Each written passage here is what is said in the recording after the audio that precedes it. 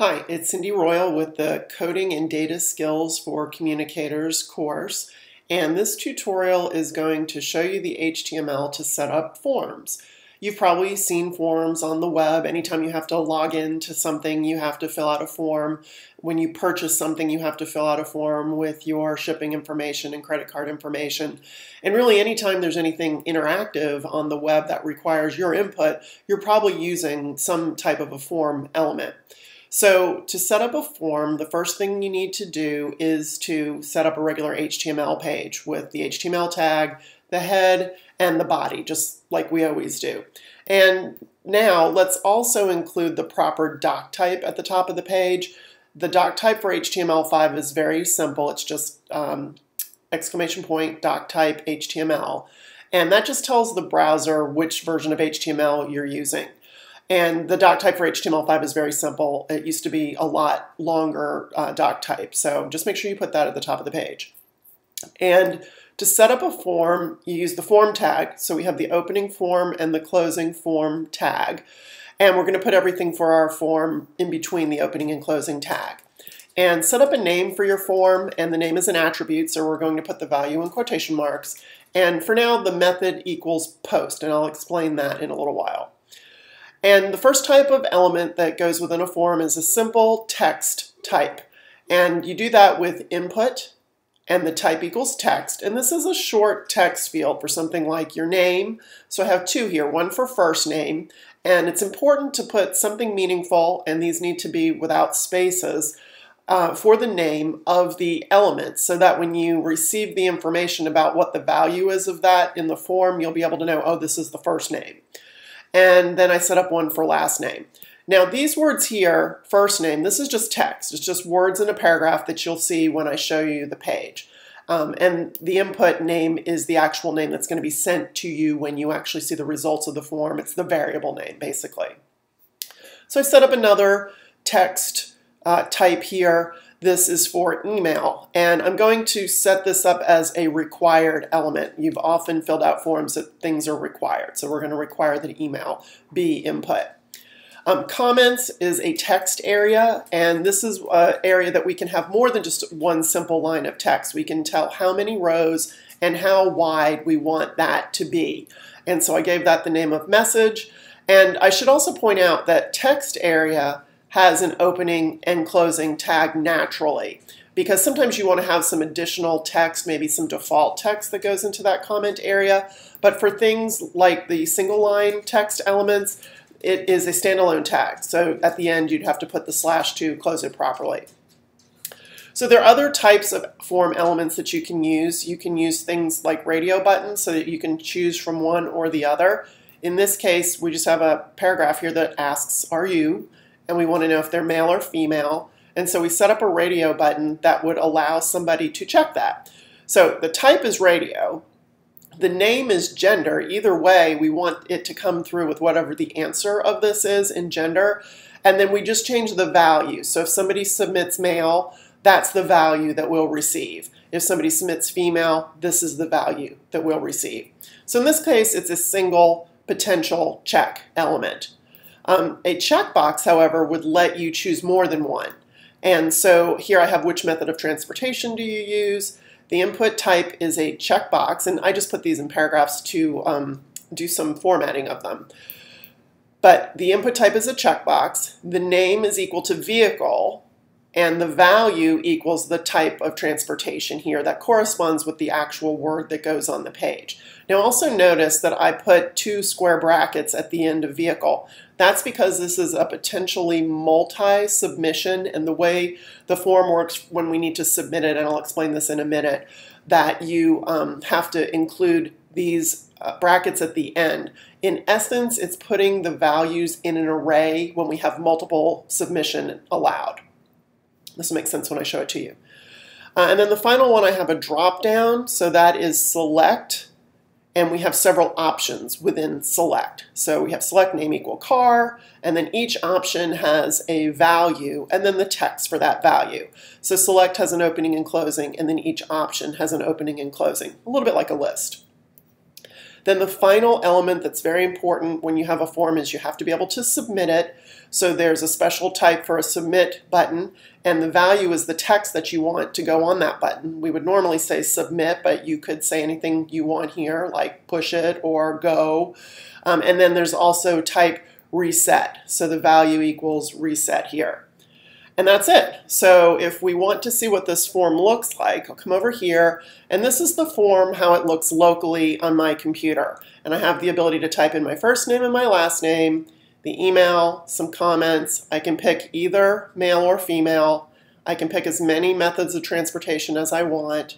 And I have a drop down here that lets me pick the item that is of my choice. You can also have multiple submissions for a drop down where the user has to hold the shift key down, and that's just a different type of an option within that drop down, within that select option. Now again, you can see this isn't designed very well. There are lots of ways that you can design these form elements. It's very important to have a nice looking way to submit forms so that people don't make mistakes and that you get the best information possible. But now that we have this nice form, there's really nothing for it to do yet. We have created the form, we have a submit button, but it doesn't know where to go. And so in the old days, we used to be able to submit forms to email addresses directly. We would just set up a mail to in the document in the form tag, and that would submit it directly to our email. But that was back when a lot of people had mail clients on their computer. They were using various types of clients wherever they were, something like Outlook or Eudora. But what if somebody is in a computer lab and they don't have that set up? What if they're using their mobile device? So now we have these web-based form processors that use programming languages like PHP to submit the script. Luckily, there are sites that actually have these PHP form processors available for you, like this site here. That's developerkarma.com, and you can click on PHP form mail on that site, and it will take you to the GitHub that will allow you to download the PHP for form mail. So really, there are other things here, but all you really need is formmail.php. And I have already downloaded it, and I have it open here in my text wrangler. And it looks very complicated, and there's a lot of code in here and a lot of programming, which will make sense to you a little bit later as we get further into the class. But there's really only one area in this page that you have to change, and then you have to host it on a web server that supports PHP, like our Bluehost accounts. So this area called refers, this is where we need to change. We have to be able to change anything here that has to do with the domain from which this form is going to come. This is like a little bit of security. It prevents anyone else from using your form processor, using your bandwidth to process their forms. So the forms that this script uses has to come from cindyworld.net, and I've got www and without, and then I also am using it on our coding subdomain, so I had to put that there. And then I will tell it that I want the form submitted to my Texas State email address, and so I have to put that in here as a refer as well, or else it won't work. Just a little bit of extra security to be able to use this form processor. And that's it. You save that page, and then there's some things that we have to do to the form itself. So I'm going to come back to the form. First of all, our action has to be the name of the form. So it's formmail.php, and we just say action equal and put the name of the file in quotation marks. And then we have several things that the PHP script needs that we include as hidden elements. And we can put that anywhere inside the form, and I have them copied and saved. And so we have several here that, as you can see, the type is hidden. The name of the recipient here is going to be my email address where I want it sent. And so that's why for one of the refers we had to set it up as txstate.edu. I have a redirect set up that's going to be what page it goes to after I submit the form, after the user submits the form, and I'll show you that page in a second. We said we wanted email to be required, so this allows, the script itself allows us to create a required element, and I want the email element, this one down here that corresponds the name to this email to be required. And if it doesn't, if it's not there, if the user doesn't include it, then they will get an error message. And then last but not least, this is the value of the name of the form. So when it is submitted, I will get this subject basically. So it lets me know if I have multiple forms, which form it is that I'm receiving the input for. And that's really it. That's the only thing that you have to do to set this up and to be able to submit the form. Let me show you the redirect really quickly. If you want to use a redirect, you can basically just have a form that says, thank you for submitting the form. In this case, I've also said you should be redirected to the home page in 10 seconds. If not, I include a link to the home page. And this is a relative reference that takes us back to the home page of our class, and I'll explain that a little bit further later. I've also included an HTML redirect. If you've never seen one of these before, it's just a meta tag that you can put in the head, that you use the HTTP equiv attribute, and you say refresh. And then here you put content equals 10, and that's the number of seconds it takes, and then what URL you want it to redirect to. Again, I'm using a relative reference to the homepage of our coding site. And that's it.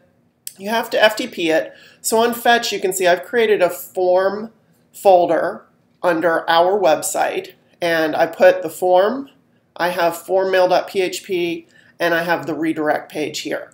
So if we go to the browser and we pull up that page, here it is on our site, and I type in my input, and sometimes your browsers will actually fill out forms for you with the autofill. And I'll say this is a comment, just so we'll see it.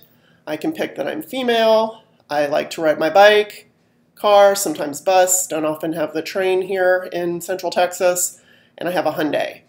And so if I submit this, we should get the redirect message in a second. Thank you for submitting the form. And again, this can be any type of a page, should be a better designed page than this. And then in a few seconds, that redirect should be kicking in, and it's going to automatically take me back to the home page of our website, which it did. And so I should be able to go into my Bobcat mail and see if the form was submitted. And there it is.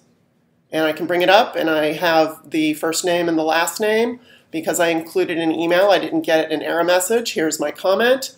Here is my gender, the items that I selected under vehicle, and then the Hyundai car selection that I made. And so that's one of the ways that a form can be processed, by having it submitted directly to your email. However, if you have thousands of people submitting your form, you're going to be getting thousands of emails. So there are ways that we can submit forms into a database. But for now, I just want you to understand form elements, what they do, and how you create them.